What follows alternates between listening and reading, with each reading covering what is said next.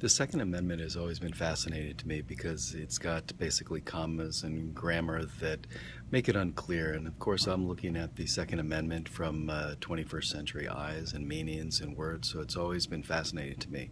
We have Democrats that actually look at the first part of it, a well regulated militia, and then the Republicans and conservatives look at the end part, and nobody looks at it in whole. And then I'm looking at it and saying, did the founding fathers really write this to mean two different things, or were they really that poor of writers?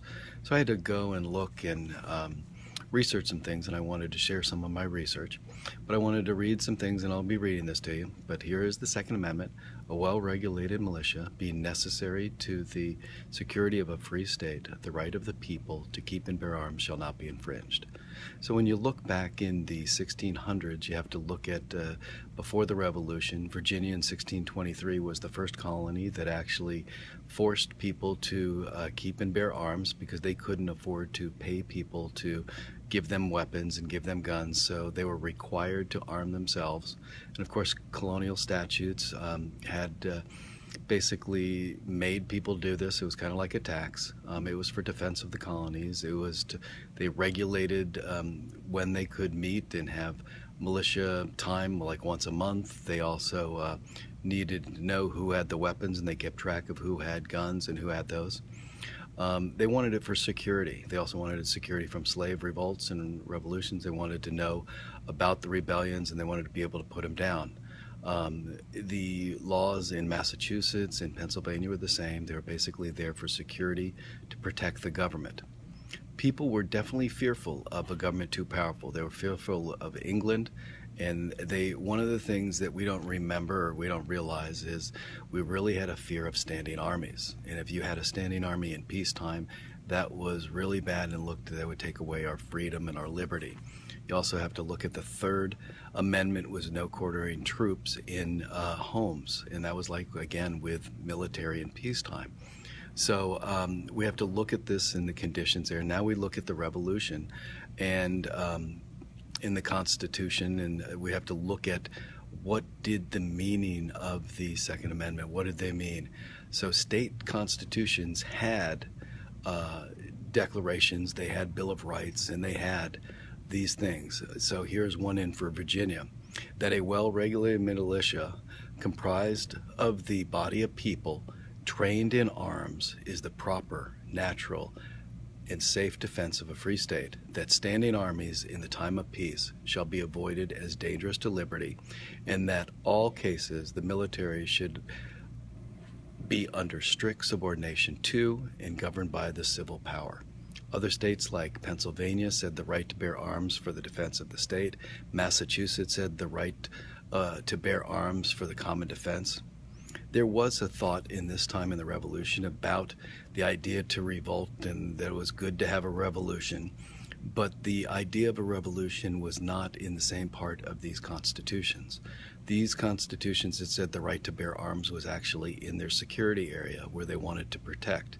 And after the Revolutionary War and before the Constitution, there were states that were fighting each other.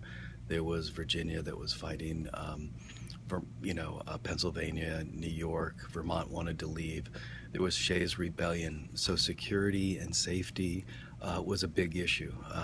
Revolution was not the big issue at this time. It was actually putting these down.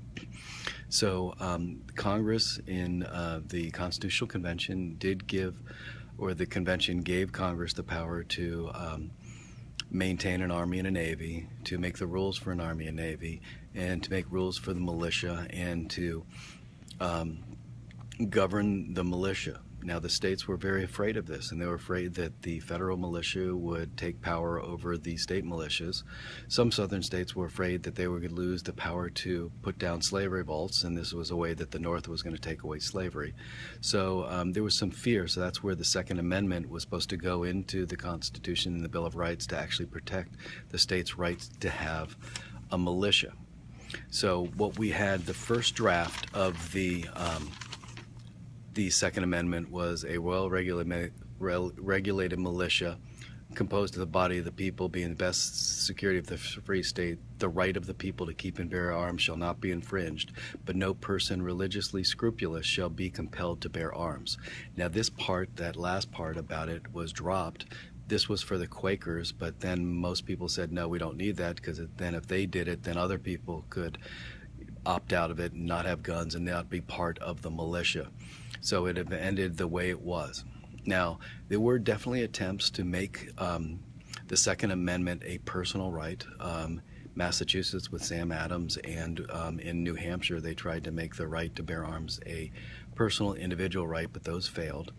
When you look at the words, the right to bear arms is military. It's military use for common defense. Also, when you look at people, people is collective in the Constitution at this time.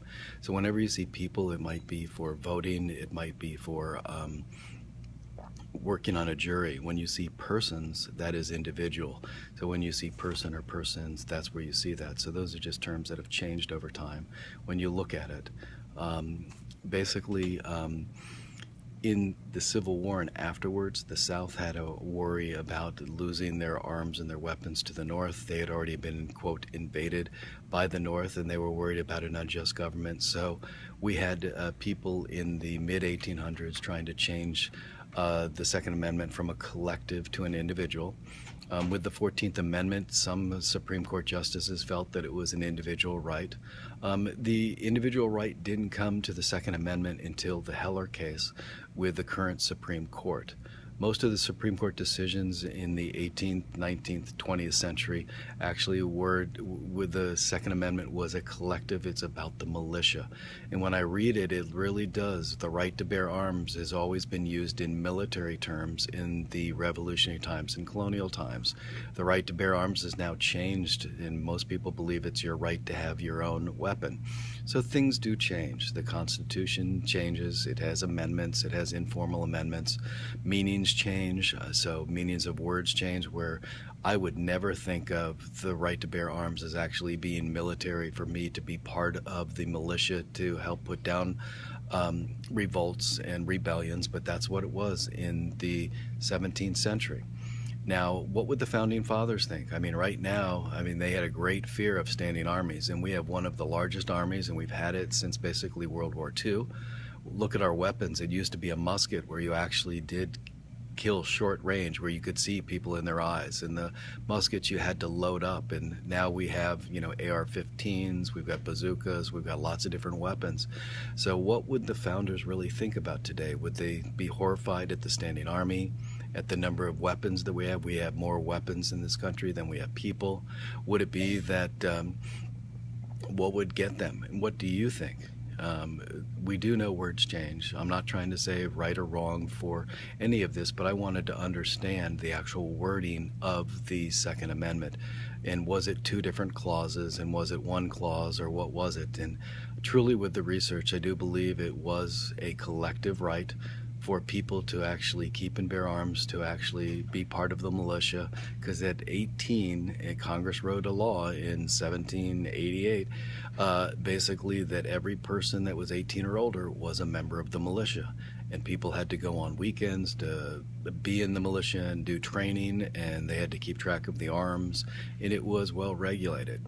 So things have changed quite a bit since this time, and just wanted to put this out and get some research on my end, and wanted to see what people think. So this is going to be a great conversation in class and also on the internet, also to put out. So hopefully it makes sense, and if you have any questions, feel free to post. Thank you very much. Bye-bye.